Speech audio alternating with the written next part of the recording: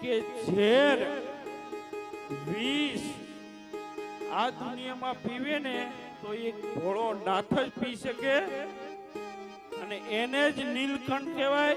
બીજા કોઈ નીલકંઠ થઈ નહીં શકે અને ક્યારેય થવાના જ નથી, કારણ કે મારા ભોળાથી આગળ કોઈ ન હોય.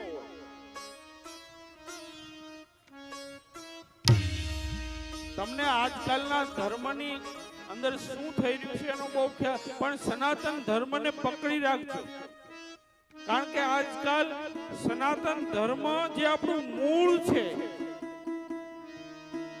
એ મૂળને છોડી અને આમ બીજું બધું બહુ થવા લાગ્યું.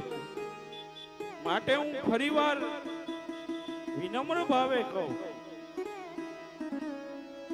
વિષ તો મારો શિવ જ પીવે, વિષધર ઈ જ બને. વળી સમુદ્રનું